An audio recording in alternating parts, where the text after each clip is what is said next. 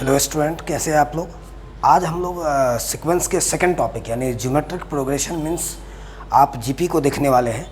मैं उम्मीद कर रहा हूँ कि एपी का आप मैक्सिमम क्वेश्चन कर चुके होंगे। अगर कोई डॉट्स अभी भी लग रहा है तो आप मुझे व्हाट्सअप करेंगे कोचिंग वाले नंबर्स पे 9122 वाले पे, जिस पे आप जुड़े हुए हैं।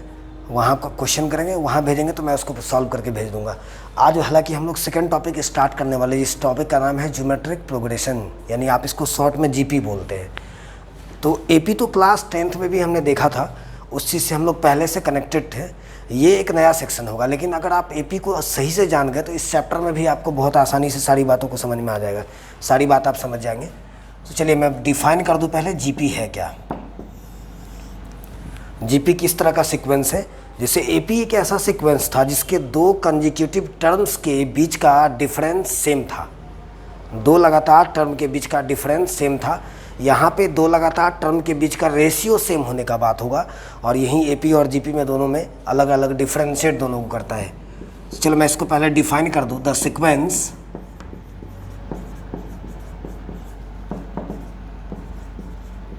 Sequence in which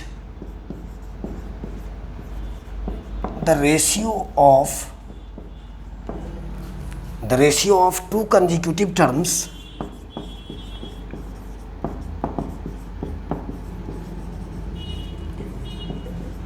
are always same। वैसा सीक्वेंस जिसके दो लगातार टर्म के बीच का रेशियो हमेशा सेम होगा, उस सीक्वेंस को हम लोग जीपी बोलते हैं, है ना। उस सीक्वेंस को हम लोग जीपी बोलेंगे। थ्रू द एग्जाम्पल आ जाते हैं। जैसे 2 हो गया, 4 हो गया, 8 हो गया, 16 हो गया, 32 हो गया। ये सीक्वेंस जीपी का है। ये सीक्वेंस जीपी का है।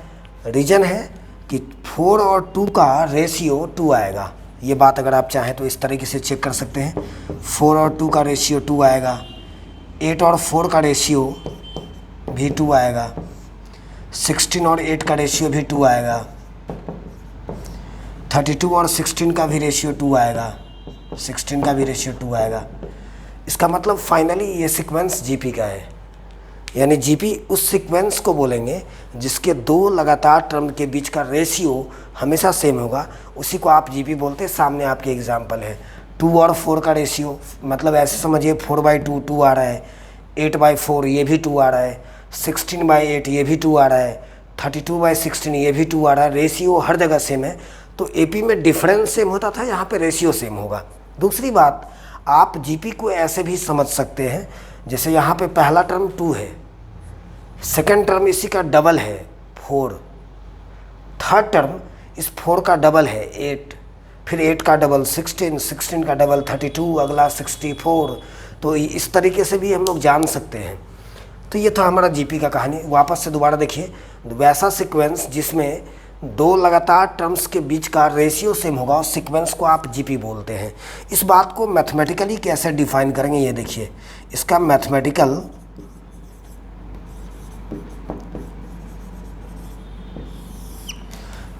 इसका डेफिनेशन किस तरह का है कि अगर आप लेट कर लो T1, T2, T3 first term, second term, third term, इस तरीके से Tn-1 और लास्ट में Tn, अगर ये सीक्वेंस जीपी का है तो ये जीपी में कब होगा, जब second term by first term, third by second, fourth by third, इस तरीके से Tn बाई Tn-1, यानी ये रेशियो आपस में इक्वल होगा। सेकेंड और फर्स्ट का रेशियो, थर्ड और सेकेंड का रेशियो, फोर्थ और थर्ड का रेशियो, Tn बाई Tn-1, ये रेशियो आपस में इक्वल होगा। और मैं बता दूं आपको, इस रेशियो को हम लोग कॉमन रेशियो बोलते हैं। जैसे एपी में कॉमन डिफरेंस था, यहाँ पे कॉमन रेशियो बोलेंगे, जिसको आप स्मॉल r से रिप्रेजेंट करेंगे। दोबारा एक बार देख लीजिए, वैसा सीक्वेंस जिसके दो लगातार टर्म्स के बीच का रेशियो सेम होगा, उस सीक्वेंस को आप जीपी बोलेंगे। यानी आप ऐसे समझिए, second term by first term, third by second, fourth by third, Tn/Tn-1, ये रेशियो आपस में इक्वल होना चाहिए और इस रेशियो को हम लोग कॉमन रेशियो बोलेंगे, जिसको हम लोग रिप्रेजेंट करते हैं स्मॉल आर से। चलिए पहले इसको नोट कर लीजिए। तो अभी हमने देखा जीपी का कहानी, जीपी आप किसको बोलेंगे। अब उससे रिलेटेड बातों को हम लोग देखने वाले हैं, कैसे उसमें किसी टर्म को पता करेंगे, means nth term of GP कैसे पता करेंगे, वो सारा बात यहाँ हम लोग क्लियर करेंगे। अब आपको मैं बात कर लूँ,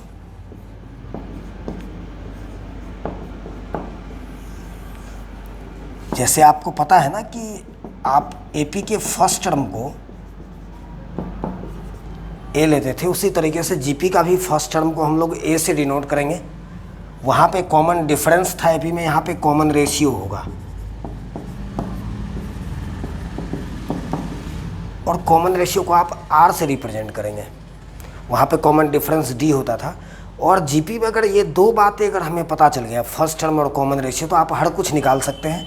तो हम लोग इसके टर्म्स का बात करने वाले हैं। तो मुझे पता है जीपी का फर्स्ट टर्म ए होता है, second term A R, third term A R square. जो जैसे जैसे आप आर से मल्टीप्लाई करते चले जाएंगे, आर से अगर जैसे जैसे आप मल्टीप्लाई करोगे वैसे वैसे टर्म ये बढ़ता चला जाएगा। First term A, second term A R, third A R square, fourth हो जाएगा ए आर क्यूब।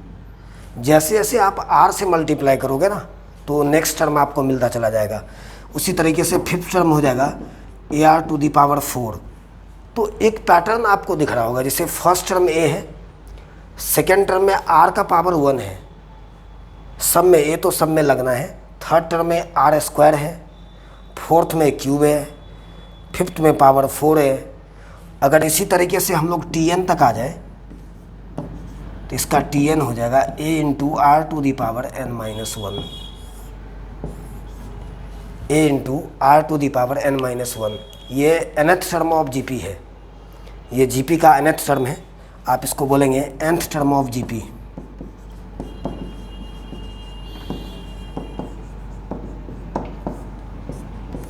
इसी से हम लोग जीपी के किसी भी टर्म तक पहुंच सकते हैं। चलिए मैं इस पर एक प्रॉब्लम भी देख ले रहा हूँ।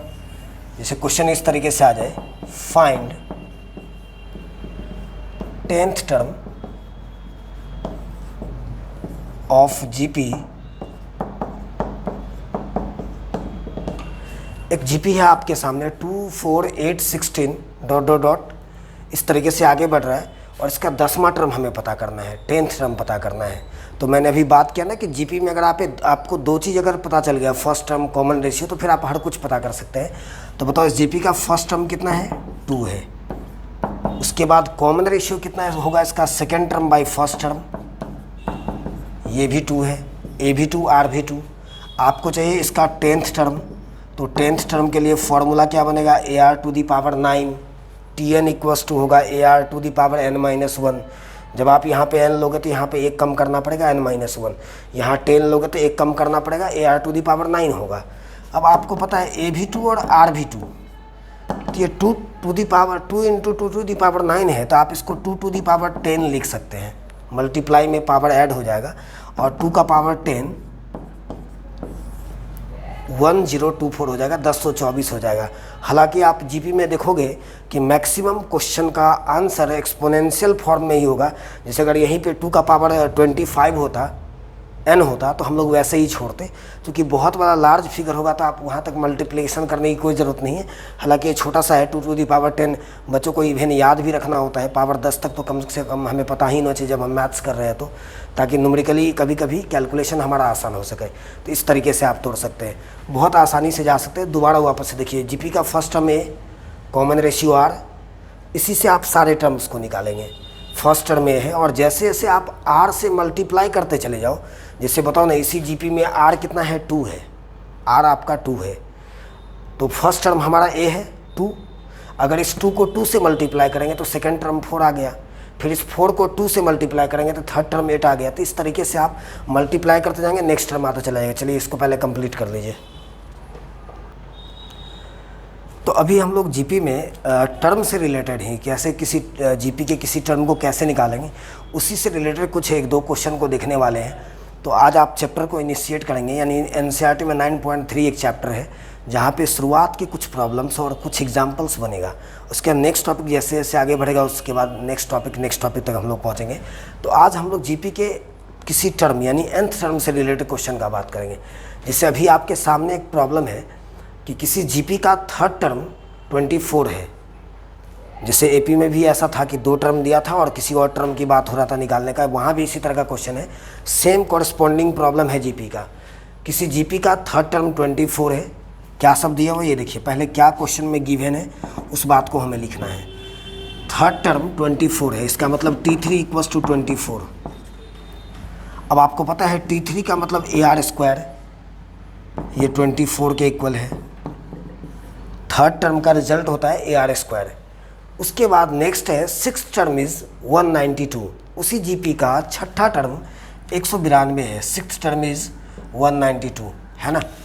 तो सिक्स टर्म हो गया T6 इक्वल्स टू 192, यानी AR⁵ लिखेंगे आप इसको। अब इस दोनों का कैलकुलेशन करना है, यानी इक्वेशन 1 और 2 को कैलकुलेट करके आपको 2 चीज़ें पता करना है, A और R, फर्स्ट टर्म और कॉमन रेशियो, क्योंकि आगे आपको 10th टर्म निकालना है। फाइंड इट्स 10th टर्म, और टर्म चाहे जो भी निकालना हो 2 चीज़ें चाहिए, फर्स्ट टर्म और कॉमन रेशियो।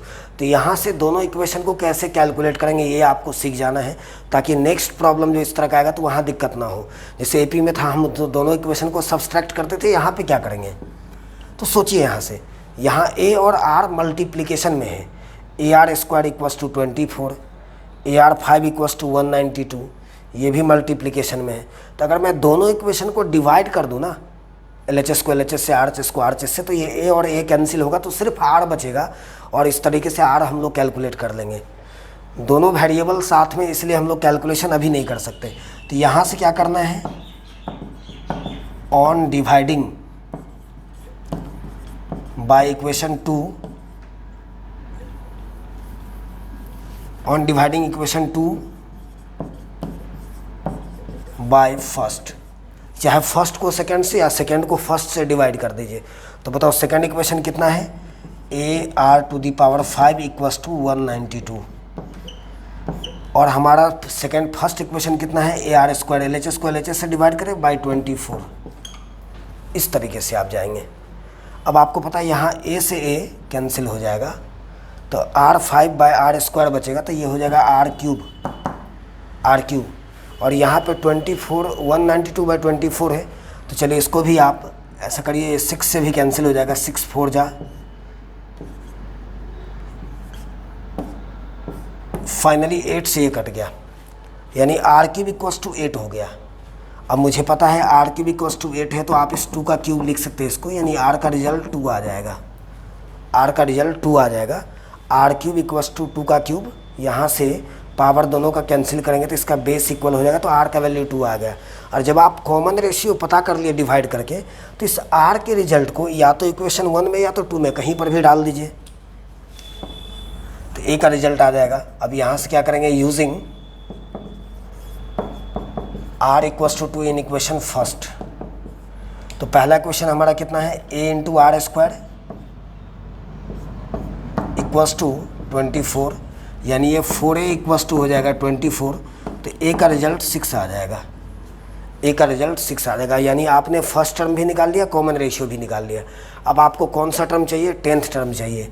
तो 10th टर्म के लिए T10 equals to AR⁵9, AR⁵9, तो A आपका 6 है और R आपका 2 है, तो 6 × 2⁵9 यानी 512 हो जाएगा, 512। फिर आगे मल्टीप्लाई कर लेना, इस तरीके से जाना है। यानी इस क्वेश्चन में हमें ये देखना था कि अगर जीपी का कोई 2 टर्म दिया हो तो 2 इक्वेशन बनेगा A और R के टर्म में, तो कैसे दोनों को सॉल्व करें कि A और R का वैल्यू हमें पता चल जाए। क्योंकि जीपी है तो A और R मल्टीप्लिकेशन के फॉर्म में होगा, तो दोनों इक्वेशन को डिवाइड करके आप A और R तक पहुंच सकते हैं, और जब A और R निकाल लिया तो आप किसी भी टर्म को निकाल सकते हैं। चलिए पहले इसको कंप्लीट कर लीजिए।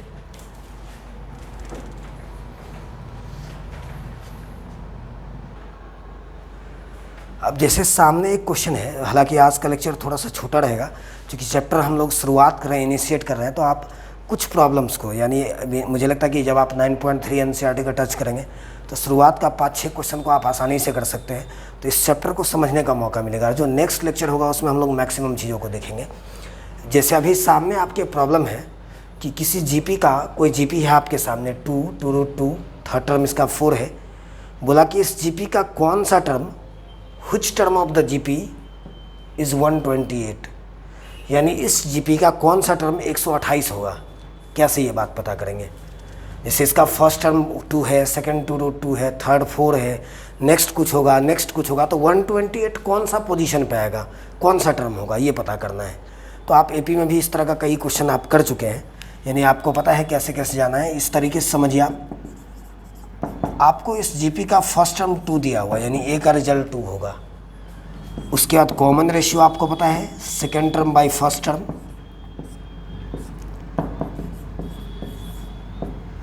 यानी आर का रिजल्ट √2 आ गया। आपके सामने ए आ चुका है, आर आ चुका है। अब पता करना है कि 128 कौन सा टर्म है, तो उसको हम लोग टी एन लेट करेंगे। जिस टर्म को ये पता करना हो कि ये कौन सा पोजीशन पे है, कौन सा टर्म है, उसको हम लोग टी एन लेट करते हैं और यहाँ से कैलकुलेट करके एन के वैल्यू तक पहुँच गए। एन जितना होगा वही टर्म का पोजीशन हो जाएगा, यानी आपको एन कैलकुलेट करके निकालना है। तो हमने टी एन इक्वल्स टू 128 मान लिया।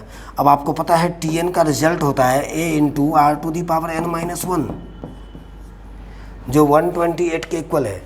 अब यहाँ से ए का रिजल्ट, आर का रिजल्ट दोनों पुट करना है, तो ए का रिजल्ट 2 है, आर का रिजल्ट भी √2 है,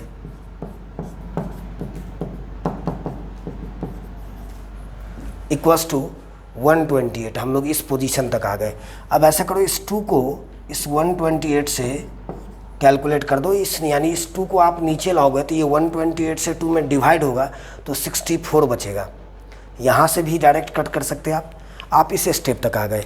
अब आपको ये आ गया √2 to the power n-1 equals to 64।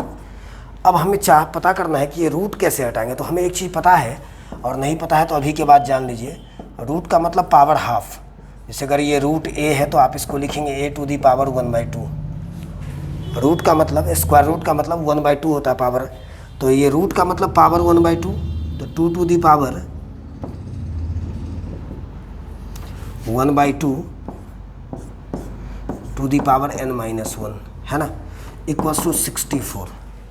अब ऐसा करेंगे हम लोग, हमें पता है ये दोनों पावर का मल्टीप्लिकेशन होगा। ये भी क्लास 8th का रूल है।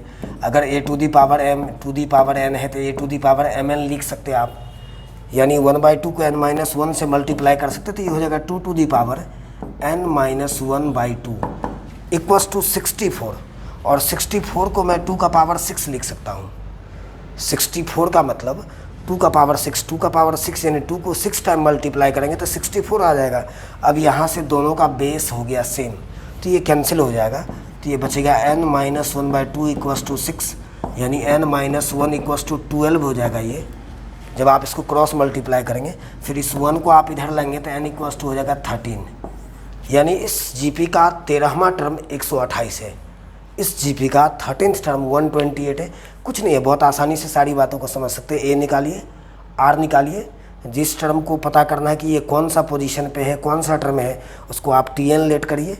इसमें ए और आर का रिजल्ट आप पुट करेंगे, तो ये ए से, ये मैंने 2 से इस 128 को कट कर दिया, ये बचा √2। तो हम चाहते हैं कि रूट को हटाएं, तो रूट को हटाएंगे मतलब पावर में हाफ लगाएंगे, तो 2 का पावर हाफ, फिर दोनों पावर का मल्टीप्लिकेशन करेंगे, इक्वल करेंगे तो n के वैल्यू तक आ जाएंगे। तो आज इस लेक्चर को देखना है, 9.3 के शुरुआत के कुछ क्वेश्चन को ट्राई करना है। जो नेक्स्ट लेक्चर होगा हमारा, इसका नोट्स जब आप बना लेंगे, छोटा छोटा क्वेश्चन आज बन जाएगा, तो नेक्स्ट लेक्चर में हम लोग जीपी के और भी कुछ टर्म का बात करेंगे। Thank you.